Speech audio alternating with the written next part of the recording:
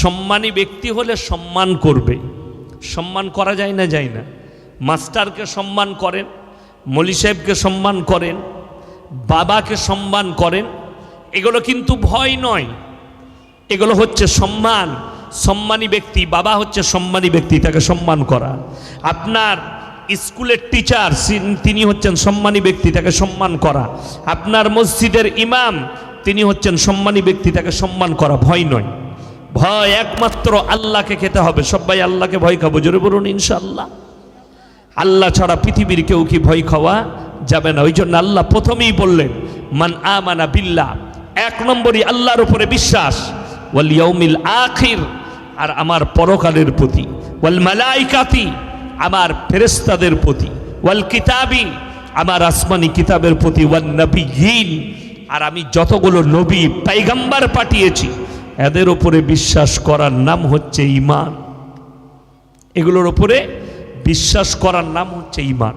আপনি কেমন মুমিন, আপনার আমার মধ্যে কেমন ব্যক্তিত্ব আছে, আল্লাহকে কতটা বিশ্বাস করেছি, আমি ওটা নিয়ে আলোচনা করব আজকে।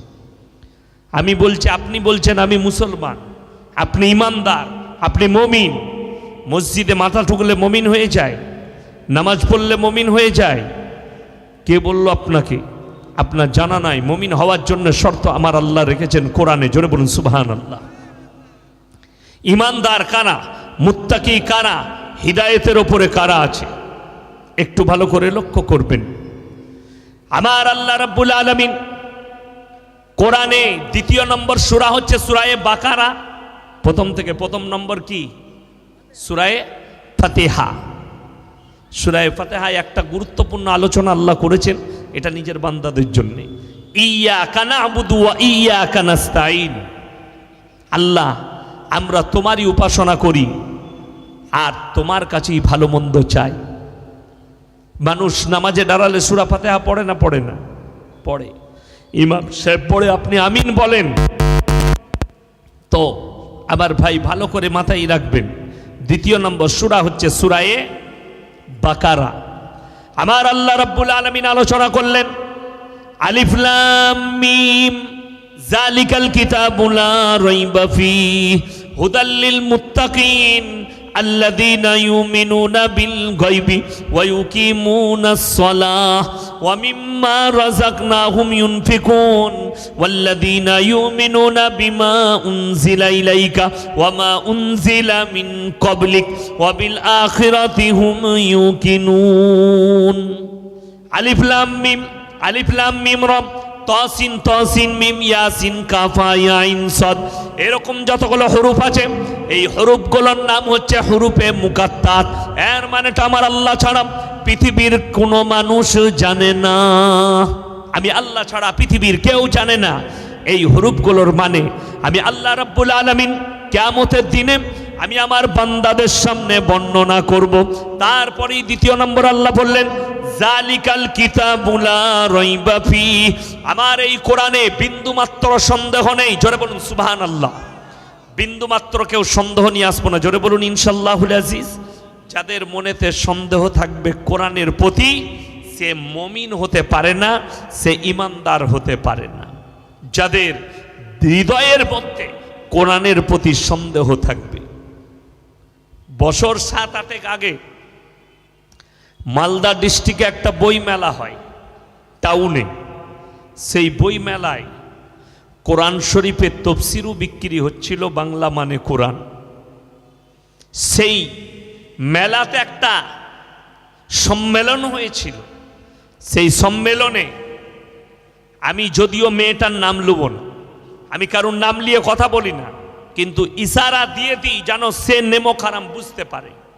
মেয়েটা যদিও উকিল, সেই মেয়েটা কনফারেন্সে বক্তব্য রাখতে গিয়ে মুসলমান ঘরের মেয়ে, সে মানুষের সামনে বলছে কোরআনে সব আইনটা ঠিক আছে, কোরআনে সব আইনটা ঠিক আছে, 2-3টা আইন পরিবর্তন করতে হবে। জোরে বলুন নাউজুবিল্লাহ। মেয়েটার এত বড় আস্পর্ধা, 2-3টে আইন পরিবর্তন। কি কি? 1 নম্বর হচ্ছে তালাকের প্রথা পাল্টিয়ে দিতে হবে, তালাক রাখা যাবে না, তুলে দিতে হবে। মোদিজি তুলে দিয়েছেন, पार्लियामेंटे राय एसছে যে 3 तलाक पर बिल लाया गया, उठा दो, कोई बात नहीं। द्वितीय नम्बर, मुसलमानরা নাকি চারটা বউ রাখে। কি আমি সেদিনে দেখছিলাম ফেসবুকে, গাড়িতে জলসা শেষ হয়ে গেল, আমি যখন সফর করি শেষে যখন যাই তখন ঘুম না ধরা পর্যন্ত আমি মোবাইলে কে কি বলছে, পৃথিবীতে কি কি বক্তব্য চলছে আমি খোঁজ রাখি, কোথায় কি চলছে। তো আমাদের দেশের একটা রাজ্য, আমাদের পার্শ্ববর্তী রাজ্য, সেটার নাম হচ্ছে আসাম। নাম শুনেছেন না শুনেননি? আসাম।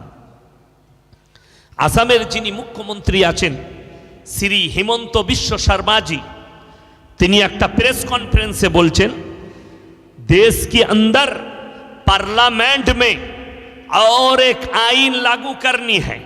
मुसलमान 4 बीबियां रखते हैं, इसके ऊपर भी आइन होनी चाहिए। मुसलमानরা 4টা করে বউ রাখে, এটার উপরেও আইন পাস হওয়া দরকার।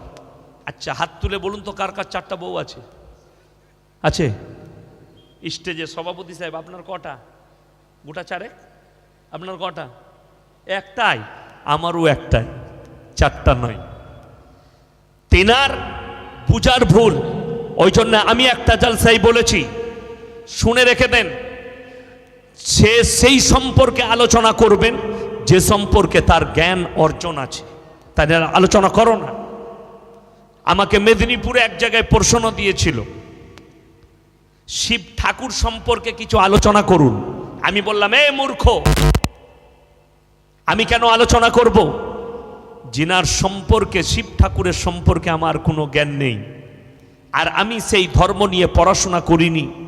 আমাকে হাদিস কোরআন জিজ্ঞেস কর, আমি সেটা নিয়ে আলোচনা করতে পারবো না। করতে গেলেই মূর্খামি হবে। কোরআনে আছে, ওয়াইদা খাতাবাহুমুল জাহিলুনা ক্বালু সালামা, তোমরা জাহিল মূর্খদের সঙ্গে তর্ক বিতর্ক করো না। আমাদের দেশের কিছু লোক, একটা মেয়ে, সেই মেয়েটার নাম হচ্ছে নুপুর শর্মা, দেখেছিলেন? নবীজি সম্পর্কে কুরুচিকর মন্তব্য করেছিল। দেশ উত্তাল, পৃথিবী উত্তাল, চারিদিকে মুসলমানরা আন্দোলন করছে। হাওড়া, 24 পরগনা, হুগলি, বর্ধমান, গোটা রাজ্যে তোলপাড়। আপনাদের দেশে কুকুরে কামড়ালে কুকুরকে কামড়ান তো ঘুরিয়ে? আপনারা কুকুরকে যদি কামড়িয়ে দেন আপনিও কুকুর হয়ে যাবেন, ঠিক কি না?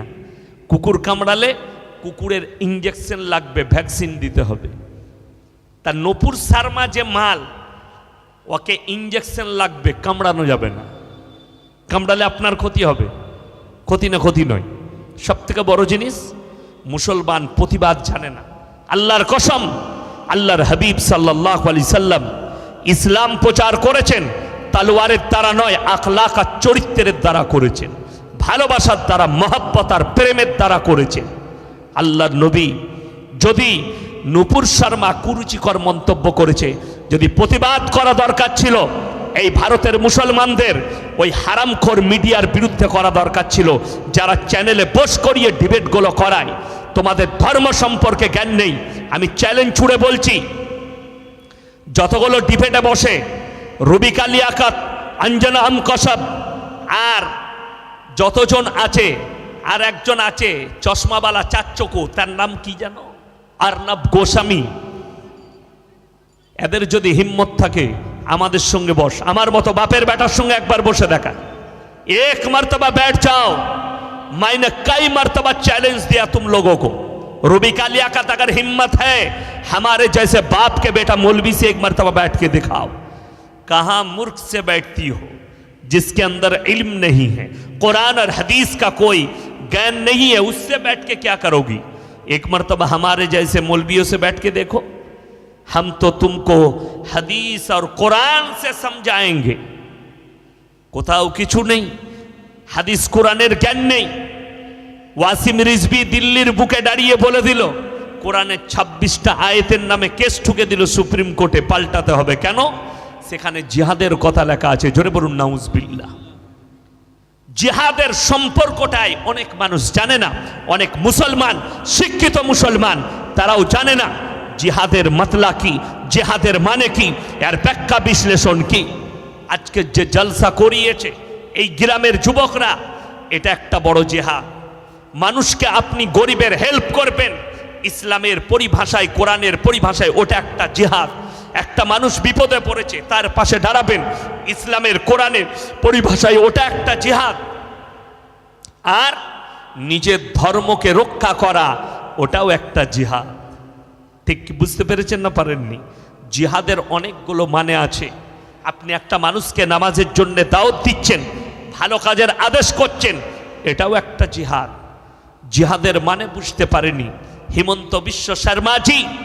আপনি কোরআনের মানে পড়েছেন, আল্লাহ কোরআনে সূরা নিসায় বলেছেন তোমরা একের অধিক 4টা পর্যন্ত বিয়ে করতে পারো। জোরে বলুন সুবহানাল্লাহ। আল্লাহ এটা বলেননি যে 4টা করে বিয়ে করবি, করতে পারো। কখন শুনেলেন আমার ভাইয়েরা? আল্লাহ রাব্বুল আলামিন এই কোরআনকে অবতীর্ণ করেছেন পৃথিবীর ভবিষ্যৎবাণী করে। পৃথিবীর গোটা পৃথিবীর শুরু থেকে শেষ পর্যন্ত পুরো বায়োডাটার আল্লাহ কোরআনে ভরে দিয়েছেন। জোরে বলুন সুবহানাল্লাহ। মানুষ কত দূর পাপ করবে, কতগুলো পাপ আসবে, আর সেই পাপগুলো থেকে কিভাবে মুক্তি পাবে তার একটা একটা করে ক্লিয়ার করব। কেন ইসলামে 4টা বিয়ে আল্লাহ জায়েজ করেছেন, কখন জায়েজ করেছেন, কোন পরিস্থিতিতে জায়েজ করেছেন, আর কোন পরিস্থিতিতে আপনি করতে পাবেন, সেই হালতটা কি থাকবে, সেই হালতগুলো আল্লাহ ব্যাখ্যা বিশ্লেষণে বর্ণনা করেছেন। জোরে বলুন সুবহানাল্লাহ। আমার ভাইয়েরা, আমার নবী, বিশ্ব নবী জানাবে মুহাম্মাদুর রাসূলুল্লাহ, সকলে বলুন সাল্লাল্লাহু আলাইহি ওয়াসাল্লাম, 11টা বিবাহ করেছেন, তার মধ্যে 10টা বিধবা। জোরে বলুন সুবহানাল্লাহ। 10টা বিধবাকে বিয়ে করেছিলেন। কেন? পৃথিবীর মানুষকে শিক্ষা দিবার জন্যে। বিধবাটা ডাস্টবিনে ফেলার জন্য নয়, ব্যভিচার করার জন্য নয়, রাস্তায় ঘুরে বেড়াবার জন্য নয়, তার শাড়ি টানার জন্য নয়, কাপড় টানার জন্য নয়। তোমাদের যদি পছন্দ হয় তাকে বিবাহ করে স্বীকৃতি দাও স্ত্রী রূপে, আর হালাল স্ত্রী রূপে গ্রহণ করো, তার মধ্যেও তোমরা খায়ের বরকত পাবে আল্লাহর কাছে। জোরে বলুন সুবহানাল্লাহ। আমার নবীজি 11টার মধ্যে 10টা বিধবা। সব থেকে বড় জিনিস, এই মূর্খ নূপুর শর্মা, আমি তার জন্য দোয়া করেছি, আল্লাহ তুমি তাকে ঈমান দান করো। যদি তার তকদিরে ঈমান না লেখা থাকে, তাকে পৃথিবীর মানচিত্র থেকে মুছে দাও। আমি দোয়া করেছি তার জন্য। এর থেকে বড় হাতিয়ার আর কিছু আছে বাবা? না। নূপুর শর্মা খারাপ মন্তব্য করেছে, মুসলমান আন্দোলন করছে হাওড়া, হুগলি, 24 পরগনায়। কেউ ঘর ভাঙছে, কেউ দোকান ভাঙছে, কেউ গিয়ে ভেঙে দিচ্ছে পার্টি অফিস। কোথা থেকে পেলে এই আন্দোলন? আল্লাহর কসম, এরা আমার নবীজির উম্মত হতে পারে না। এদের মধ্যে নবীজির আখলাক আর চরিত্র নেই। নূপুর শর্মা নবীজি সম্পর্কে কুরুচিকর মন্তব্য করার কারণে যদি দোকান ভাঙতে হয়, পার্টি অফিস ভাঙতে হয়, ঘর ভাঙচুর করতে হয়, তাহলে শোনো, আল্লাহর হাবিব সাল্লাল্লাহু আলাইহি ওয়াসাল্লাম করলেন, সাহাবীরা দাঁড়িয়ে গেলেন তলোয়ার দিয়ে, ইয়া রাসূলুল্লাহ আজকে আমরা বদলা নেব, আজকে বদলা নিবার দিন। আম্মার ইবনে ইয়াসিনের আম্মা জানকে উঠ ফাড়ার মতো ফেলে দিয়েছে, বেলালে হাবসির কোমরে আগুন দিয়েছে, আজকে আমরা বদলা নেব। আমার নবী, বিশ্ব নবী বললেন, হে আমার সাহাবীরা শোনো, আমি আল্লাহর হাবিব দয়া করতে জানি, ময়া করতে জানি, ক্ষমা করতে জানি, বদলা নিতে জানি না। জোরে বলুন একবার সুবহানাল্লাহ। আমার নবীজি 5টা নিদান দিলেন, হে আমার সাহাবীরা তোমরা আমার 5টা কথার ওপরে আমল করবে।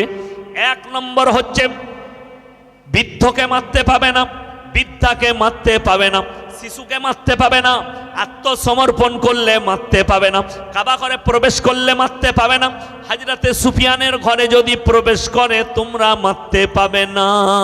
জোরে বলুন সুবহানাল্লাহ। নবীজি কাকে বুকে জড়িয়েছেন জানেন? আপনি অবাক হবেন, আপনি কেমন নবীজির উম্মত, আর আমার নবীজিকে আখলাক দিয়ে গেছে। আল্লাহর হাবিব সাল্লাল্লাহু আলাইহি সাল্লাম মেম্বারে বসে আছেন উঁচু জায়গায়, বেঈমান কাফেররা দলে দলে ঈমান আনার জন্য নবীজির কাছে আসছে। যেদিনে নবীজি মক্কা বিজয় করেছে, সেই দলে একটা মানুষ, সে নিজের শরীরকে ঢেকে আসছে, পুরো শরীর ঢাকা। নবীজি বুঝতে পেরেছেন এই লোকটা আর কেউ নয়, সে হচ্ছে হযরতে হিনজা, যে নবীজির চাচা জানের কালিজাটা যুদ্ধের ময়দানে চিবিয়ে খেয়েছে। যুদ্ধের ময়দানে হযরতে আমির হামজা রাদিয়াল্লাহু তাআলা আনহা, হযরতে আমির হামজা রাদিয়াল্লাহু তাআলা আনহুর বুকটা চিড়ে কালিজা থরটা বার করে চিবিয়ে খেয়েছিল, সে হচ্ছে হযরতে হিনজা। আল্লাহ তাকে ঈমান দান করেছেন। নবীজি উঠলেন মেম্বার থেকে আর ছুটে গেলেন, বুকে জড়িয়ে বললেন, ওগো হিন্দা, বলো লা ইলাহা ইল্লাল্লাহ মুহাম্মাদুর রাসূলুল্লাহ সাল্লাল্লাহু আলাইহি সাল্লাম। আমি আল্লাহর নবী, আল্লাহর হাবিব। দয়া করতে জানি, ময়া করতে জানি, ক্ষমা করতে জানি, বদলা নিতে জানি না। নবীজি চোখ দিয়ে পানি এসছে, আর আপনি বলছেন যে আমি অমুকের বাড়ি ভাঙবো, দোকান ভাঙবো আন্দোলন করে যে নবীজির উম্মত হব। কখনো উম্মত হতে পারবেন না। আমার আপনার কাছ পর্যন্ত দিন পৌঁছেছে। আল্লাহর কসম, কোরআনকে জিজ্ঞেস করুন। আল্লাহ কোরআনে বলেছেন যে কেন আপনার কাছে দিন পৌঁছালো। এই দিনটা মক্কার মদিনাতেই শেষ হয়ে যেত যদি নবীজি সাল্লাল্লাহু আলাইহি সাল্লাম আখলাক আর চরিত্রের দ্বারা যদি দিন প্রচার না করতেন, তলোয়ারের দ্বারা যদি করতেন। কোরআনে আমার আল্লাহ রাব্বুল আলামিন নবীজিকে বললেন, ফাবিমা রাহমাতিম মিনাল্লাহি লিনতা লাহুম ওয়ালাউ কুনতা ফাজ্জান গালিজান কলবি লান ফাজ্জু মিন হাওলিক। হে আমার বিশ্বনবী, আমি তোমার হৃদয়টাকে নরম আর কোমল করেছিলাম বলে কেউ কোনোদিন তোমার কাছ থেকে ফিরে যায়নি। লান ফাজ্জু মিন হাওলিক। আর আমি যদি তোমাকে কর্কশভাষী করিতাম, সবাই তোমার কাছ থেকে দূরে সরে যেত। নবীজি সাল্লাল্লাহু আলাইহি সাল্লাম মার খেয়েছেন, তারপরেও দোয়া দিয়েছেন, আবার দাওয়াত দিতে গেছেন। কিন্তু বড় কষ্ট লাগে, আপনি যদি কোনো ভাইকে দাওয়াত দেন, ভাই ভালো কাজ কর, নামাজ পড়, সে যদি বলে আবে তুই পড়ছিস পড়, আমাকে বলার দরকার নেই, বলেন না অনেকজন। আপনি নিয়ত করলেন ওকে আর জীবনে বলবো না, যা পাচ্ছে করুক। আপনি কখনো দিনের কাজ আপনার দ্বারা হতে পারে না। আপনাকে গালি দেবে, চড় মেরে দেবে, তারপরেও আপনি তাকে বলবেন ভাই নামাজটা পড়, ভাই চল আল্লাহর ঘরে চল, তারপরেও আপনি তাকে বলবেন। আল্লাহর কসম, নবীজি রক্তাক্ত তয়েফের মাটিতে জিবরিল আমিন বললেন, ইয়া রাসূলুল্লাহ, আপনি একবার বললেন আমি একটা পর মারবো, পৃথিবীটা 7 পাত ধ্বংস হবে। নবীজি চোখের পানি ফেলিয়ে বললেন, হে জিবরিল, আমি চাই না যে আমার উম্মতেরা ধ্বংস হোক, নিশ্চয়ই তারা আমার প্রতি ঈমান আনয়ন করবে। কালকে আমি আবার যাব তাদেরকে দাওয়াত দিতে। জোরে সোরে বলুন সুবহানাল্লাহ। তবে আজকে আপনি মুসলমান, তবে আজকে আপনি ঈমানওয়ালা, তবে আজকে আপনি নিজেকে আল্লাহর হাবিবের উম্মত বলতে পারছেন। তা না হলে হতো না। আমার ভাই আগে চলুন। যেটা আমি বলছিলাম যে কেন আল্লাহ তাআলা 4টা বিয়ে বলেছেন, দেখবেন এখন বেঈমান কাফেরদের ষড়যন্ত্র। এখানে কতগুলো মোবাইল আছে গুনবেন, আপনারা বিরক্তও হচ্ছেন যে এতগুলো ইউটিউবার চলে এসছে। জানেন, আমাদের এই মেহনতের সঙ্গে সঙ্গে এই ভাইদেরও একটা মেহনতের বড় দাম আছে। এটার বদলাও এরা পাবে, নেকি পাবে। কেন শুনেলেন? এই ইউটিউবের মাধ্যমে, এই চ্যানেলের মাধ্যমে গোটা বিশ্বের মানুষ দেখছে না দেখেনি? দেখছি। আমি শুয়েছিলাম, ইয়ামান থেকে ফোন করেছে, বাংলাদেশের ছেলে, আমি ইয়ামানে থাকি হুজুর, আপনার বয়ান শুনি, আমি নিজেকে পরিবর্তন করেছি। শুধু তাই নয়, সেদিনে নাম করব না জায়গার একটা যুবক ফোন করেছে, আর যেমনি আমাকে ফোন করেছে আমি বললাম আসসালামু আলাইকুম ওয়া রাহমাতুল্লাহি ওয়া বারাকাতুহু। সে উত্তর তো দিল, বললে স্যার আমি একটা হিন্দুদের ছেলে। আমি বললাম আচ্ছা কি ব্যাপার? বলে আপনার বক্তব্য খুব ভালো লাগে, আমার মা খুব অসুস্থ, দোয়া দিবেন। আমি বললাম আমি দোয়া করি, আল্লাহ তোমাকে তোমার মাকে আল্লাহ ইসলামের জন্য কবুল করুক। জোরে বলুন আল্লাহুম্মা আমিন। আমি এই দোয়া দিয়েছি, আর তোমার মাকে আল্লাহ সুস্থতা দান করুক। কেন? আমার কিন্তু বক্তব্য কারোর বিরুদ্ধে নয়। আমার বক্তব্য হচ্ছে নবীজি সাল্লাল্লাহু আলাইহি সাল্লামের হাদিস, কোরআন আর দ্বীনটাকে ঠিকভাবে পৌঁছাও যেভাবে নবীজি বলেছেন। বেঈমান কাফের তোমার কাছে কলমা পড়ে মুসলমান হবে, আমি বলে যাচ্ছি, তোমার আখলাক থেকে, চরিত্র দেখে ঈমান আনবে বেঈমান কাফের। কিন্তু মুসলমান, আমি যদি কোনো অমুসলিম ভাইকে বলি ভাই এ কাজ করো না, বলে আরে দূর দূর, তুই মদ খেতে আমাকে নিষেধ করছিস, কি বুঝলে? আমার গ্রামে একটা পাড়া আছে, পাড়াটার নাম হচ্ছে দাসপাড়া। সেখানে কিছু দাসরা বাস করে। তো আমার অনেক বন্ধু আছে। একজন আছে ফুচকা বিক্রি করে, সুনীল দাস, আমার খুব কাছের বন্ধু, একসাথে স্কুলে পড়েছি, ক্লাস ফ্রেন্ড। হ্যাঁ, আমার গ্রামটা 5000 বসতির গ্রাম, সব মুসলমান, 30 ঘর 40 ঘর খালি দাস আছে, তো খুবই মিল মহব্বত। তো একবার দেখছি একটা ওই দাসদের ছেলে মদ খেয়ে খুব মাতলামি করছে, তাকে একদিন ভালো মুখে পেলাম, আমি বললাম ভাই তুই এই মদ পান করিস না, এটার দ্বারা তোর স্ত্রী কষ্ট পায়, তোর পরিবার কষ্ট পায়, পাড়ার লোক কষ্ট পায়, তোকে কিছু বলতে পারে না। আমি কিন্তু বললাম তোর মুখে, বলছে আর ইয়াসিন ভাই তুমি আমাকে বলে কি হবে, তোমাদের মুসলমান ভাইরা আমার সাথে বসে মদ খায়। কত বড় কষ্ট লাগলো শুনে। তাহলে দাওয়াতটা আমাকে আমার মুসলমান ভাইকে দিতে হবে। সে এটাই রেফারেন্স দিল, তোমার ভাইরা আমার সাথে বসে মদ পান করে, অথচ মদ স্পর্শ করা মুসলমানের জন্য হারাম। কে জানেন না? একজন হাত তুলে বলুন আমি জানি না স্পর্শ করা হারাম। কেউ এরকম মুসলমান আছেন? সকলে জানে যে স্পর্শ করা হারাম, সব ভাই জানে, তারপরও মদ পান করে। গাঁজা খাওয়া হারাম, শুধু সামাজিক নিজের ক্ষতি নয়, শারীরিক ক্ষতি, সামাজিক ক্ষতি, পারিবারিক ক্ষতি, অর্থনৈতিক ক্ষতি, কতগুলো ক্ষতি। আর সব থেকে যেটা ইম্পর্টেন্ট সেটা হচ্ছে ঈমান ধ্বংস হয়ে যাওয়া। আমাদের দেশের একটা ভালো লোকরা কেন গাঁজা মদ ছাড়ে না জানেন? আমি কোথায় ছেড়েছি মনে পড়াবেন, সূরা বাকারায় ছেড়েছি, কিন্তু আবার ওইখানে গিয়ে ঢুকবো। আমি খালি আলোচনায় এগিয়ে যাচ্ছি। আমাদের দেশের মুসলমানরা মদ গাঁজা ছাড়ে না একটাই কারণে, কি জানেন? আমাদের মতো কিছু ভণ্ড হুজুর আছে যারা বলছে নামাজ পড় বা না পড়, রোজা রাখ বা না রাখ, অসুবিধা নাই, আমাদেরকে যদি মিলাদে দাওয়াত দেন কি করতে হবে বাবা? বলে 3 বোতল মদ খেয়ে মারা গেছে, বললে চিন্তা নাই, হুজুর দোয়া করে জান্নাতে দিয়ে দিবে। ঠিক বলছি না ভুল বলছি? রাগ করেন না, বাস্তব, আমি সত্য কথা বলছি। 3 বোতল মদ খেয়ে আর গাঁজা খেয়ে যে মারা গেছে, তার জন্য আল্লাহর কাছে কি দোয়া চাইবো? আপনাদের মধ্যে কেউ একজন শিখিয়ে দেন আমাদের মতো হুজুর দিকে, আমি জানি না কি দোয়া চাইবো। আল্লাহ 3 বোতল মদ খেয়ে মারা গেছে, আমাকে বর্ধমান থেকে হায়ার করে এনেছে, 500 টাকা দিবে, দেশি মুরগি দিয়ে ভাত দেবে, আর বাপকে যা হোক করে জান্নাতে দিতে হবে। সেও মার খাবে আর হুজুরও মার খাবে, খাবে না? খাবে না? তুমি কাকে তুমি জান্নাতে পাঠাচ্ছ? যার মধ্যে দিন নাই, যে জীবনে আল্লাহর নাম লাইনি, মদ পান করেছে। আমার ভাই, বলার উদ্দেশ্য আমার এটাই, শুনে রেখে দেন। হযরতে নূহ নবী নিজের ছেলের জন্য দোয়া করেছে নৌকার ওপরে। পৃথিবীতে একটাই পয়গম্বর, তিনি হচ্ছেন হযরতে নূহ নবী। লাইভ মৃত্যু দেখেছে নিজের সন্তানের, কোন নবী দেখেনি, নিজে দেখেছে।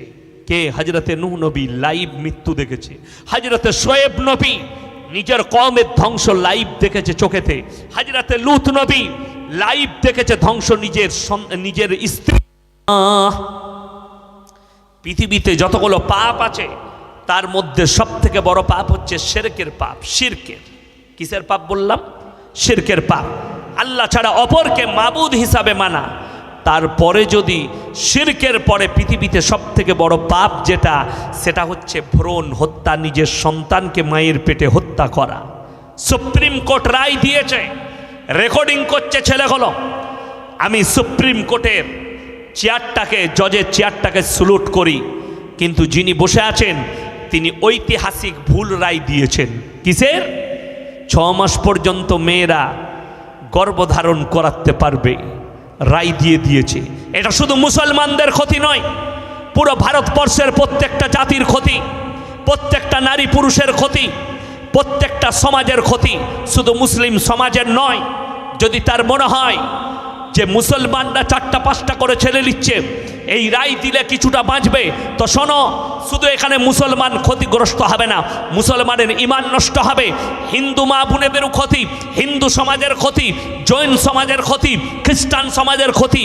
আজকে আমি বলে দিই, লন্ডন, আমেরিকা, জাপান, জার্মানের কথা যারা মিডিয়া ঘাটেন, আমি চ্যালেঞ্জ ছুড়ে পড়লাম, ইউটিউব আর ফেসবুক খুলে দেখুন। আমরা বলিনি ভারতের মিডিয়ারা প্রচার করছে ইউরোপের দেশগুলোয় বছরে প্রত্যেকটা নাইট ক্লাবে 50,000 খালি বউ পাল্টাপাল্টি হয়। জোরে বলুন নাউজবিল্লাহ। কে কে ওর বউকে নিয়ে যাচ্ছে, 1 বছর তোর বউ তোর কাছে আছে, এরপরে তোর বউটা আমার কাছে দে। আপনারা দেখতে পাননি? আমি নাম করব না জায়গা, মোবাইলে দেখছিলাম, খবরে দেখছিলাম, পেপারে দেখেছি, দুটো রাজমিস্ত্রির সাথে পালিয়ে গেছে। আপনারা দেখেছিলেন না? দেখেন আমাদের দেশের খবর। কেন পালালো?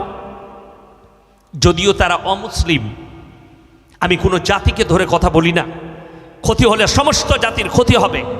কোরআনে আল্লাহ তাআলা শুধু মুসলমানদিকে কথা উপদেশ দেননি, কোরআনে কোথাও বলেছেন ইয়া আইয়ুহাল্লাযীনা আমানু, হে ঈমান বালো। কোথাও বলেছেন ইয়া আইয়ুহান নাস, হে পৃথিবীর মানুষ। আল্লাহ কোথাও পৃথিবীর মানুষকে উপদেশ দিয়েছেন। ওই জন্য শুনে রেখে দেন আমার ভাই, কান খুলে শুনবেন। এই ঐতিহাসিক যে রায় দিয়েছে, নিজের সন্তানকে কতল করে দাও 6 মাস পর্যন্ত। হাদিসে আছে যে একটা বাচ্চা যখন মায়ের গর্ভে আছে, কোরআনে আছে, প্রথমে রক্তপিণ্ডলি থেকে মাংসপিণ্ডলি, তারপরে যখন 4 মাস পেরোয় তখন আল্লাহ তার ধাঁসটা তৈরি করেন। জোরে বলুন সুবহানাল্লাহ।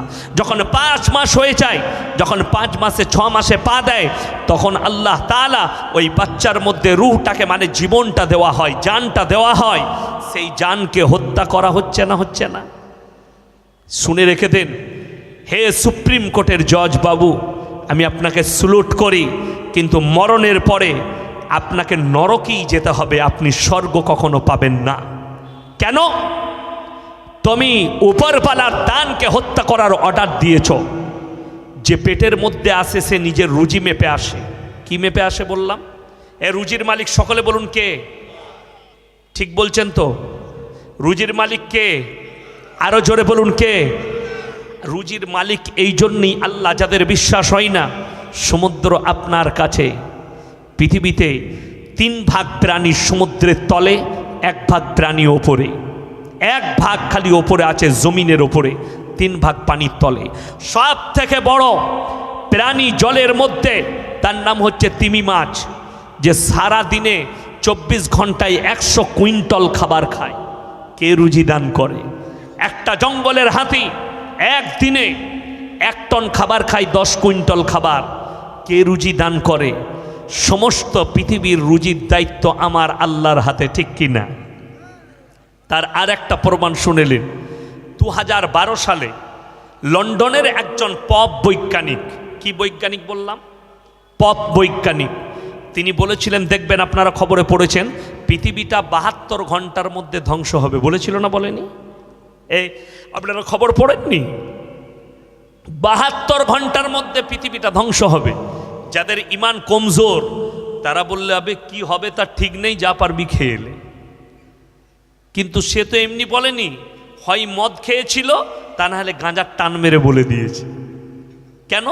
কোরআন বলছে ইন্নাল্লাহা ইনদাহু ইলমুস সাআ। এটা মুসলমানকে ঈমান আনতে হবে, আর ঈমানদাররা এটার ওপরে বিশ্বাস রাখে। ইন্নাল্লাহা ইনদাহু ইলমুস সাআ ওয়া ইউনাজ্জিলুল গায়থ ওয়া ইয়ালামু মা ফিল আরহাম ওয়া মা তাদরি নাফসুম মাযা তাকসিবু গাদা ওয়া মা তাদরি নাফসুম বিআইয়ি আরদিন তামুত।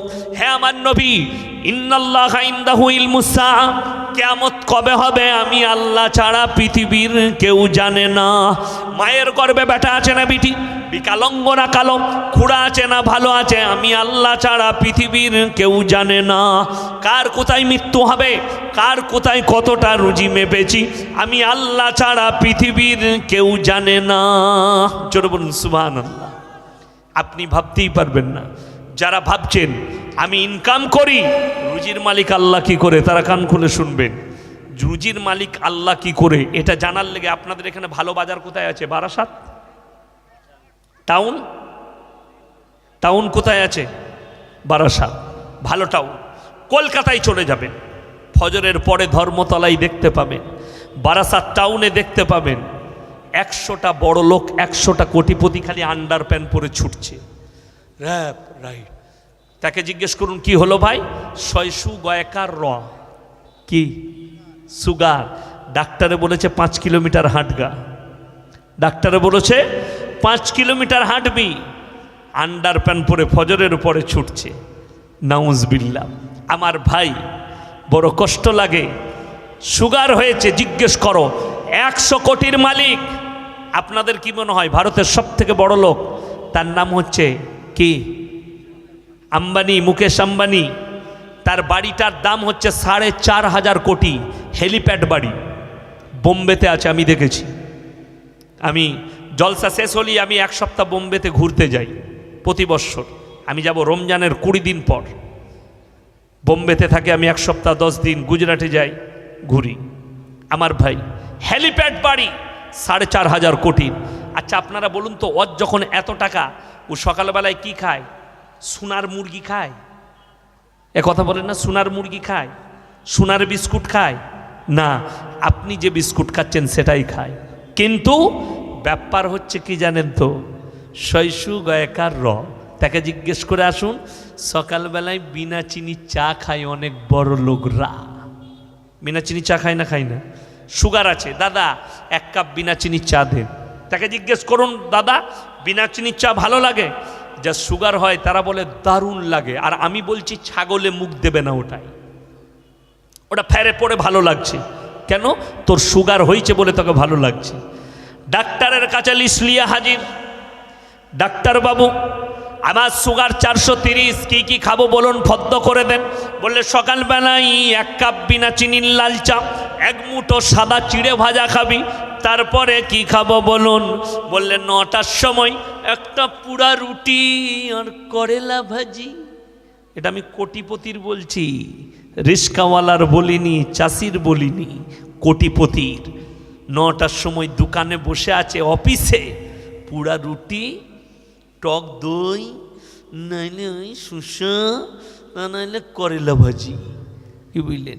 আর তার কর্মচারী খাচ্ছে রুটি, গোস্ত ভুনা, পরোটা, চানাচুর, মুড়ি, বলে সব খেতে পাবি। জোরে বলুন সুবহানাল্লাহ। আমার ভাইয়েরা, আমার মায়েরা, বোনেরা, হযরতে মারিয়াম গৃহের মধ্যে বন্দী আছেন। তার কাছে দস্তরখান এসছে জান্নাত থেকে। জোরে বলুন সুবহানাল্লাহ। তার খানচাই আখরোট, মুনাক্কা, কাজু, কিশমিশ, পেস্তা, বাদাম। জাকারিয়া জিজ্ঞেস করছেন, হযরতে জাকারিয়া, ক্বালা ইয়া মারইয়াম আন্না লাকি হাদা, এই সমস্ত ভালো মন্দ আখরোট, মুনাক্কা, কাজু, কিশমিশ, পেস্তা, বাদাম কোথা থেকে পাচ্ছ? মরিয়ম বললেন, ক্বালাত হুয়া মিন ইনদিল্লাহ, ইন্নাল্লাহা ইয়ারযুকু মান ইয়াশাউ বিগাইরি হিসাব। আল্লাহ যাকে ভালোবাসেন, আল্লাহ যাকে পছন্দ করেন, তাকে বেসুমার রিজক দান করেন। কোথা থেকে দেব, কেমন করে দেব, আমি আল্লাহ ছাড়া পৃথিবীর কেউ জানে না। জোরে বলুন সুবহানাল্লাহ। ওয়ালা তাকতুলু আওলাদাকুম খাশিয়াতা ইমলাক, হে নবী বলো, তোমরা দরিদ্রতার ভয়ে তোমাদের আওলাদকে কতল করো না। আমার ভাইয়েরা, আমার মায়েরা, বোনেরা, যারা নিজেদের পেটের সন্তানকে কতল করে, 6 মাসে যারা নষ্ট করো, তারা নষ্ট করে দেয় নিজের বাচ্চাকে ওষুধ আর ইঞ্জেকশন দিয়ে। অনেক মেয়েরা ভাবে, অনেক পুরুষ ভাবে, আমার পরিবার জানে না, বাম্মা জানে না, আমার আত্মীয় স্বজন কেউ জানে না, আমি আমার বাচ্চাকে নষ্ট করেছি।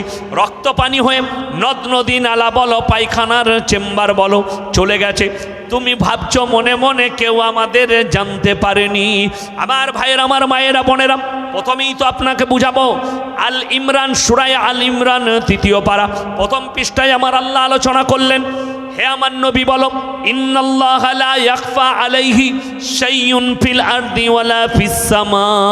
হে আমার নবী, আসমান আর জমিনের মধ্যে যা কিছু আছে, কোনো জিনিসটাই আমার আল্লাহর কাছে গোপন নেই। তোমরা মনে মনে কথা বলো, আমি আল্লাহ শুনতে পাই। জোরে বলুন সুবহানাল্লাহ।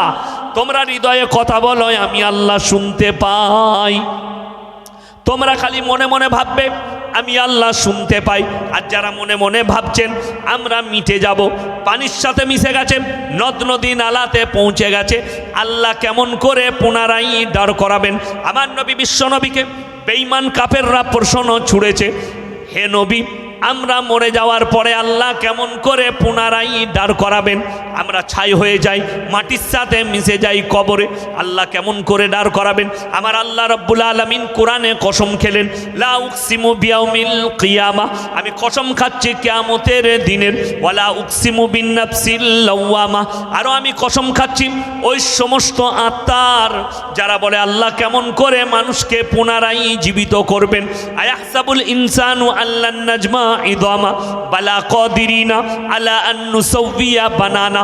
হে নবী বলে দাও, শুধুমাত্র তাদের আকৃতি নয়, হাত পা নাক কান গলা নয়, তাদের আঙ্গুলেতে যে লাকিরগুলো আছে আমি ওইভাবে মানুষকে পুনরায় জীবিত করব। আমার ভাইয়ের, আমার মায়েরা, বোনেরা, তুমি যদি ফাঁস কাতারে নামাজি হও, তাহাজ্জুদ গুজার হও, আর পেটের সন্তানকে যদি তুমি হত্যা করো, আমার আল্লাহ রাব্বুল আলামিন ওই বাচ্চাগুলোকে কিয়ামতের দিনে দাঁড় করাবেন। আর তারা বলবে, গো আল্লাহ, এই পাপিষ্ঠ মা বাপ যারাই আমাকে মায়ের গর্ভে মার্ডার করেছে, দুনিয়াতে যেতে বাধা প্রদান করেছে, আমার ভাইয়েরা, সেদিনে তোমাকে জাহান্নামের উত্তর অধিকারী হতে হবে। যেহেতু আমার আল্লাহ কোরআনে বলেছেন, হে আমার নবী বলে দাও, শিরকের পরে সব থেকে বড় আমার কাছে জঘন্য পাপ, সেটা হচ্ছে নিজেদের সন্তানকে হত্যা করা। কেউ করবো না, জোরে বলুন ইনশাল্লাহ। আমার ভাইয়েরা, যদি 5 বছর বাচ্চা না হয়, 10 বছর না হয়, তোমার স্ত্রী যদি বন্ধা হয়, তুমি আর একটা বিবাহ করতে পাবে। কোরআনে আছে সালাসা ওয়া রুবাআ, 2, 3 কিংবা 4টা পর্যন্ত। কিন্তু শুনেলেন আমার ভাইয়েরা, আমার মায়েরা, ভালো করে শুনবেন, যদি কেউ বিবাহ করতে চায়, দ্বিতীয় স্ত্রী গ্রহণ করতে চায়, বিবির এজেন্ট লাগবে না, নিজের বউকে জিজ্ঞেস করা লাগবে না, আপনি দ্বিতীয় বিবাহ করতে পাবেন। অনেক পুরুষ মনে মনে করছে, দারুণ হুজুর পেয়েছি, কাল কি আর একটা করবো নাকি? তুমিও কেলানি খাবে আর আমিও কেলানি খাবো, দিয়েই পাবো না। পুরো কথাটা বায়ানটা শুনে যাবেন। আমার আল্লাহ রাব্বুল আলামিন দ্বিতীয় বিবাহ গ্রহণ করার কথা বলেছেন, কিন্তু যদি তোমার মনেতে সন্দেহ থাকে, দুটো বিবিকে সমান চোখে দেখতে পারবে না, তখন তোমার জন্য একটাই বিবি যথেষ্ট। জোরে বলুন সুবহানাল্লাহ। তোমার মনে যদি সন্দেহ থাকে, কারুর যদি দুটো বউ থাকে, একটা বউকে যদি 500 টাকা দামি শাড়ি দেন আর একজনকে যদি 300 টাকা, সে যদি কাবা ঘরের ফাঁস কাতারে নামাজ পড়ে, তো কবরের আযাব থেকে মুক্তি পাবেন আর কিয়ামতের দিনে আটকে যাবে। চ্যালেঞ্জ লিখে নেন। দুটো বিবিকে সমান চোখে দেখতে হবে। যদি সন্দেহ থাকে, তোমাদের জন্য একটাই বিবি যথেষ্ট। জোরে একবার বলুন সুবহানাল্লাহ। আল্লাহ 4টা বিবি করার অর্ডার দেয়নি, রাস্তা রেখেছে। তোমার স্ত্রী যদি বন্ধা হয়, বাচ্চা না হয়, তুমি আর একটা বিয়ে করো, কিন্তু আগের স্ত্রীকেও ভালোবাসতে হবে, সমান চোখে দেখতে হবে। তখন আপনি ডাক্তারকে জিজ্ঞেস করুন। যদি বলেন আমার 5 বছর বাচ্চা হয়নি, সে পরামর্শ দিবে, চিন্তা নাই, এখন বৈজ্ঞানিকের যুগ, টেস্ট টিউব বেরিয়েছে, মেশিনের বাচ্চা। আমার ভাইয়েরা, যেগুলো টেস্ট টিউব মেশিনের বাচ্চা, এগুলো অবৈধ বাচ্চা, হারাম বাচ্চা, নাজায়েজ বাচ্চা। আমার নবী, বিশ্ব নবী 1400 বছর আগে ভবিষ্যৎবাণী করেছিলেন, এমন একটা যুগ আসবে, সেদিনে বাঁদির পেটে মালিকের বাচ্চা পয়দা হবে, বাঁদির পেটে মালিক পয়দা হবে। আমি নাম লব না, যেহেতু রেকর্ডিং হচ্ছে। আমাদের দেশে এমন একজন আর্টিস্ট, যদিও সে নিজেকে মুসলমান বলে দাবি করে, তার একটা সন্তান জন্ম নিয়েছে তার বাঁদির পেটে, তার বীর্য নিয়ে বাঁদির পেটে ভরা হয়েছে। জোরে বলুন নাউজুবিল্লাহ। এই বাচ্চাটা নাজায়েজ, এই বাচ্চাটা হারাম বাচ্চা। আমার নবীজি 1400 বছর আগে ভবিষ্যৎবাণী করেছেন। আল্লাহ রাব্বুল আলামিন ওই জন্যে 4টা বিয়ে জায়েজ করেছে। যদি স্ত্রী বন্ধা হয়, এমন একটা যুগ আসবে, নবীজি বলেছেন, নিজের বিবিদিকে স্মার্ট রাখার কারণে, বিবিদের শরীর ঠিক রাখার কারণে তারা বাঁদির পেটে বাচ্চা নেবে, মেশিনের বাচ্চা নেবে। আমার নবীজি সাল্লাল্লাহু আলাইহি সাল্লামকে আমার আল্লাহ পৃথিবীর ভবিষ্যৎবাণী জানিয়েছিলেন। জোরে বলুন সুবহানাল্লাহ। আমার ভাইয়েরা, আমার মায়েরা, বোনেরা, আমার নবী, বিশ্ব নবী 1400 বছর আগে বলেছেন, এমন একটা যুগ আসবে, সেদিনে শুনে নাও, তারা নিজেদের মধ্যে ঈমানকে বিক্রি করে তারা ধর্ম ব্যবসা করবে। এমন কিছু মানুষ থাকবে যারা মানুষকে দিনের কথা শোনাবো বলে তাদের ঈমানকে ধ্বংস করবে, আর যারা দিনকে বিক্রি করবে। আমার ভাইয়েরা, যাদের মনে মনে হচ্ছে এই মৌলবি দারুণ, এই যা মৌলবি পেয়েছি মারাত্মক মৌলবি পেয়েছি, তারা শুনে নাও এরকম 100টা হুজুর কিয়ামতের দিনে ধরা পড়বে আল্লাহর কাছে। আমার আল্লাহ রাব্বুল আলামিন সূরা বাকারা 2 পারায় আমার আল্লাহ আলোচনা করলেন, ইন্নাল্লাযীনা ইয়াকতুমুনা মা আনজালাল্লাহু মিনাল কিতাব ওয়া ইয়াশতারুনা বিহি সামানান কালীলা উলাইকা মা ইয়াকুলুনা ফি বুতুনিহিম ইল্লান নার। যারা আমার কোরআনের আয়াতকে লুকিয়ে দেয় নিজেদের পেট চালাবার জন্য, এই সমস্ত মৌলবীকে কিয়ামতের দিনে বিনা হিসাবে জাহান্নামে নিক্ষেপ করা হবে। তার প্রমাণ দিই, বাংলাদেশ আপনাদের পার্শ্ববর্তী, আমাদের পার্শ্ববর্তী দেশ, সেই বাংলাদেশে এমন এমন দল বেরিয়েছে আপনি অবাক হয়ে যাবেন। বাংলাদেশে দেখবেন একটা জিকির আছে, জিকির দেখেছেন না? জিকির কি বুঝলেন? আলহামদুলিল্লাহ, আপনাদেরও কালকে জিকির হচ্ছিল, জিকির আমি লাইভ দেখছিলাম, হয়নি? এ কথা বলুন, জিকির হয়নি? কালকে হয়েছে। এই যে কালকের জিকিরটা হয়েছে, আমি বলে যাচ্ছি আল্লাহর কসম করে, মার ছাড়া আর কিছু পাবেন না, নেকি 1 ফোঁটা পাবেন না। আমি হচ্ছি, আমাকে দাওয়াত দিবেন না, আমি সেই বক্তা নয়, আমি মাদ্রাসার ক্লাস করি, আমার জয়নাল ভাই জানেন। আর আমি হক কথা বলি, আবার যদি মুন্ডু ছেদ করে দাও আমি হক থেকে লড়বো না ইনশাল্লাহ। যেহেতু জান দিতে রাজি আছি, যেদিনে মুখ থেকে না হকটা বেরিয়ে যাবে আমি আমার আল্লাহর কাছে জবাব দিতে পারবো না। আমি কেন বললাম কথাটা, আমি লাইভ শুনেছি আর সেই স্টেজে বয়ান করছি। আমি যদি হকটা না জানিয়ে যেতে পারি, আল্লাহ এটার কারণে আমাকে কিয়ামতের দিনে পাকড়াও করবেন। আমি ওই বিয়ে ঘরে খাই না যে বিয়ে ঘরে গান বাজনা হয়, আমি ওই ইনভিটেশনে থাকি না যেখানে ইসলাম বিরোধী কাজ হয়, আমি সেই বিয়ে ঘরে যাই না। আমার এলাকায় গিয়ে খোঁজ নেবেন। আমার ভাই, বাংলাদেশে দেখছি হুজুর জিকির করছে, লা ইলাহা ইল্লাল্লাহ, সালা প্যান্ডেলের উপরে একজন চেপে গেল, একজন দেখছি স্টেজের ডিগমাজি মারছে। এই জিকির তো জীবনে শুনিনি। শুনেলেন আল্লাহকে যারা নৈকট্য লাভ করেছেন, যে সমস্ত অলিরা, আপনি মনে করছেন এই শওকতের বেটা গাঁজা করি বকছে, শুনেলেন যাদের মনে হচ্ছে তাদেরকে আমি কোরআন শুনিয়ে দিয়ে যাব। কোরআনটা আমার বাপের ডায়েরি রয়, আল্লাহর কালাম। রেডি হন, কোরআনের আয়াত। জিকির কোথায় করবেন, আল্লাহকে কোথায় পাওয়া যায়, কোন সময় জিকির করলে আল্লাহকে পাওয়া যায়, পৃথিবীর যতগুলো আল্লাহর ওলি আছেন তাদের সম্পর্কে এতটুকু জানতে পারবেন না তারা কখন আল্লাহর ইবাদতে মশগুল হয়েছে। আমার আব্বাজির উস্তাদে মাহতারাম জনাব হযরত মোল্লা মুফতি ইউসুফ সাহেব তাউলি, দারুল উলুম দেওবন্দের সিনিয়র উস্তাদ, বড় মুফতি সাহেব রহমতুল্লাহ আলাইহির খলিফা, যোগ্য খলিফা, আমার মাদ্রাসার জলসায় এসছে। তখন আমি তালবিলিম, তো এখনও আসেন, এখন আমি উস্তাদ, তখন তালবিলিম ছিলাম। তো একটা কামরার মধ্যে আছে, তো আমি বলছিলাম ভাই যে আচ্ছা হুজুর জিকির কখন করে? তো বলে এখন দেখতে পাবি না, ওটা রাতের বেলায়। তো সারা রাত জলসা, মানে রাত 12টায় জলসা শেষ হয়েছে। তো তখন তালবিলিম ছিলাম, তো ঘুমাতাম না। কোথায় বিরিয়ানি আছে, খাবার আছে, কোথায় নাস্তা রাখা আছে, খুঁজে বেড়াতাম রাতের বেলায় চুরি করে খাবো বলে। মাদ্রাসার তালবিলিম ছিলাম। তো দেখছি কাঁচ ব্ল্যাক অ্যান্ড হোয়াইট, হাত দিয়ে দেখছি হুজুর কি করছেন। তখন দেখছি তিনি নামাজের পাটিতে, রাত 2টো নামাজের পাটিতে আল্লাহর নৈকট্য লাভ করেছে। শুনে নেন এরপরে কোরআন। আমার আল্লাহ রাব্বুল আলামিন বললেন, আমার যারা প্রিয় বান্দা হবে, ওয়াল্লাযীনা ইয়াবিতুনা লিরাব্বিহিম সুজদান ওয়া কিয়ামা, রাতের অন্ধকারে রাত জেগে কেঁদে কেঁদে আমার ইবাদতে রাত যাপন করে। একটা আয়াত গেল সূরা ফুরকান। এরপরে চলুন শুনেলেন, বুঝিয়ে দিই জিকির কাকে বলে, আল্লাহর নৈকট্য কাকে বলে, কিভাবে পাবেন। শুনেছেন কোনো যুবক যখন কোনো মেয়েকে প্রেম করে, কেউ বলেছে বাস স্ট্যান্ডে আসবি সবারই সামনে তোকে আমি আই লাভ ইউ বলবো, এরকম কোনো ছেলে বলে না। শুনেলেন বন্ধু বান্ধবের সামনেও লুকোই, তুই অমুককে প্রেম করিস, না না তোমাদের ভুল হচ্ছে, না না ভালোবাসি না। কিন্তু আসল যে প্রেম, যে ভালোবাসা, ওটা কখন জাহির করে, কখন প্রকাশ করে? রাতের বেলায় সবাই ঘুমিয়ে গেছে, মেয়ে একটা কামরার ভেতরে, ছেলে নিজের ঘরের ভেতরে, ফোন লাগিয়েছে রাতের বেলায় অন্ধকারে, সবাই যখন নিদ্রায় আছে, ফোন করে বলছে তোমাকে না পেলে মরে যাবো, গলায় দড়ি দেবো, বিষ খাবো, ঠিক কিনা? ওই প্রেমটার নাম হচ্ছে আসল প্রেম। আমার ভাইয়েরা, আমার আল্লাহ রাব্বুল আলামিন সূরায়ে সিজদা, কোন সূরা বললাম? এ কথা বলুন, কোন সূরা?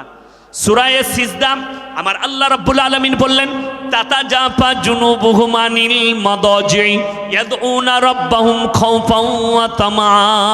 হে আমার নবী, পৃথিবীর সবাই যখন নিদ্রায় চলে যাবে, যারা আমার সঙ্গে প্রেম করতে চায়, আমার সঙ্গে সম্পর্ক করতে চায়, তখন তারা রাতের অন্ধকারে নামাজের পাটিতে আসবে, নামাজ পড়বে, জিকির করবে, আল্লাহ আল্লাহ করবে, ডাইরেক্ট আমার সঙ্গে তাদের কালেকশন হবে। জোরে বলুন সুবহানাল্লাহ। আর ডিজে বক্স বাজিয়ে স্টেজের ওপরে লেচে কখনো জিকির হয়? ফেরেশতা পালিয়ে যাবে গ্রাম থেকে, রাগ করেন না, বাস্তব বলছি। আল্লাহর অলিরা নৈকট্য লাভ করেছে, যতজন আল্লাহর অলি গুজরে গেছে তাদের সম্পর্কে কেউ প্রকাশ করতে পারেনি যে রাস্তায় ঘাটে মাঠে জিকির করেছে, ঠিক কিনা? শুনেছেন? আছে না? পাবেন না। আল্লাহর অলিরা রাতের অন্ধকারে নৈকট্য লাভ করেছে, কোরআনের কথা মতো আমল করে জিকির আজকার করেছেন। তারা আল্লাহর কোরআনের আদেশ মতো তারা জিকির করেছে, আল্লাহর নৈকট্য লাভ করেছে। আর আমাদের মতো হুজুররা বলছে স্টেজে লাম মেরে আল্লাহর নৈকট্য লাভ করব। আমাদেরকে কেলানি দিবে না, তা কাকে কেলানি দিবে? ফেরেশতারা। বড় কষ্ট লাগে। ওই জন্যে খুব সাবধান। আমি আপনাদেরকে যেটা বুঝাচ্ছিলাম, চলুন ফিরে যাব। মমিন কারা, ইমানদার কারা, হিদায়েতের উপরে কারা আছে, 5টা কথা আল্লাহ তাআলা শর্ত রেখেছেন। কটা বললাম বাবা? 5টা। এই 5টা শর্ত যারা মানবে, যারা বিশ্বাস করবে, তারাই একমাত্র হিদায়েতের উপরে আছে। জালিকাল কিতাবু লা রাইবা ফি, আমার এই কোরআনে বিন্দু মাত্র সন্দেহ নেই। হুদাল্লিল মুত্তাকিন, যারা মুত্তাকি হবে, ইমানদার হবে, তাদের জন্য আমার কোরআনে উপদেশে ভরা আছে। যারা ইমানদার মুত্তাকি হবে, যারা ঈমান আনবে, তাদের জন্য আমার কোরআনে উপদেশ আছে। আমার ভাইয়েরা, এই কোরআন শরীফ শুধু মুসলমানরা পড়ে না, অমুসলিম ভাইরাও পড়ে বাবা, পড়ে। হরেন নরেন গগেন নয়, কে কে কোরআন পড়েছে শুনেলেন? কবিগুরু রবীন্দ্রনাথ ঠাকুর কোরআন পড়েছেন, ঈশ্বরচন্দ্র বিদ্যাসাগর কোরআন পড়েছেন, বঙ্কিমচন্দ্র কোরআন পড়েছেন, শরৎচন্দ্র চট্টোপাধ্যায় কোরআন পড়েছেন, শ্রীরামকৃষ্ণ কোরআন পড়েছেন, স্বামী বিবেকানন্দ কোরআন পড়েছেন। আল্লাহর কসম করে বলছি, তাদের কোরআন পড়ার আপনার মসজিদে একজন মূর্খ মুসল্লির কোরআন পড়া, আমার আল্লাহর কাছে আসমান আর জমিনের পার্থক্য আছে। তারা যখন কোরআন পড়েছে জানার জন্য, মানার জন্য নয়। আর একজন মমিন ব্যক্তি কোরআন পড়ে, আল্লাহ তুমি যা বলেছ, উপদেশ দিয়েছ, যেটা দিয়েছ আমাদের হিদায়েতের জন্য দিয়েছ, এই বিশ্বাস করে পড়ার কারণে আল্লাহ কোরআনে বললেন, জালিকাল কিতাবু লা রাইবা ফি হুদাল্লিল মুত্তাকিন, যারা মুত্তাকি হবে, ইমানদার হবে, তাদের জন্য আমার কোরআনে উপদেশে ভরা আছে। জোরে বলুন সুবহানাল্লাহ। আমার ভাই, আরো একটু আগে চলুন। এরপরে 5টা শর্তের মধ্যে 1 নম্বর আল্লাহ বললেন, আল্লাযীনা ইউমিনুনা বিল গায়ব, না দেখে আল্লাহকে বিশ্বাসের নাম হচ্ছে ঈমান। আপনারা কেউ আল্লাহকে দেখেছেন? একজন হাত তুলে বলুন। দেখেননি? দেখার শখ আছে না নেই? সকলে বলুন দেখবো। জোরে বলুন ইনশাআল্লাহ। আরে জোরে বলুন ইনশাআল্লাহ। এই ইনশাআল্লাহ বললে আল্লাহ কবুল করে নেবেন। আমাদের দেশের অনেক লোক বলে, বে ইনশাআল্লাহ বলিস না, ফেরে পড়ে যাবে, বলে না? নাউজুবিল্লাহ। না, যখনই বলবে তখনই বলবেন ইনশাআল্লাহ। আমার সঙ্গে একবার জোরে সোরে বলুন ইনশাআল্লাহ। আমার ভাই, আল্লাহ তাআলা যখন মানুষকে মুমিন দিকে জান্নাতে দিবেন, জান্নাতের সব থেকে দামি উপহার, সব থেকে বড় উপহার হবে আল্লাহর দিদার। জোরে বলুন সুবহানাল্লাহ। আল্লাহ নিজের দিদার করাবেন। মনে মনে আশা করুন এখন থেকে যে আমি ভালো আমল করব, খালি আল্লাহর দিদারের আশায়, জান্নাত পাবার আশায়। আমার ভাইয়েরা, 1 নম্বরে আল্লাযীনা ইউমিনুনা বিল গায়ব, না দেখে আল্লাহকে বিশ্বাসের নাম হচ্ছে ঈমান। 2 নম্বর, ওয়ায়ুকিমুনাস সালাহ, আর তারা যেন পাঞ্জেগানা নামাজ আদায় করে। সবাই 5 ওয়াক্তের নামাজ পড়বো। জোরে বলুন ইনশাআল্লাহ। আমার ভাইয়েরা, যারা নামাজ পড়ি না তারা শুনি, বুখারী শরীফের রওয়ায়াতে আছে, আমার নবী বিশ্বনবী বললেন, যার নামাজ নাই তার ইসলাম নাই। যার নামাজ নাই তার ইসলাম নেই। আমাদের দেশে অনেক বেনামাজি বলে, কি করে নামাজ পড়বো? হ্যাঁ দেখো, চুরি করে প্লাস নামাজ পড়ে। তোমার ভুল। চোর কখনো নামাজি হতে পারে না। নামাজি কখনো চোর নয়। চোর নামাজি সেজে নামাজ পড়ে, ঠিক কি না? নামাজি চোর হবে না। নামাজি কখনো পাপ কাজ করবে না। কেন? কোরআনে আছে, ইন্না সলাতা তানহা আনিল ফাহশাই ওয়াল মুনকার। হে নবী, নামাজ এমন একটা ইবাদত, যখন আমার বান্দারা নামাজ পড়ে তখন আমি আল্লাহ রাব্বুল আলামিন তাদেরকে আস্তে আস্তে গুনাহ থেকে সরিয়ে, ওই নামাজ তাদেরকে গুনাহ থেকে সরিয়ে ভালো কাজের দিকে নিয়ে যায়। জোরে বলুন সুবহানাল্লাহ।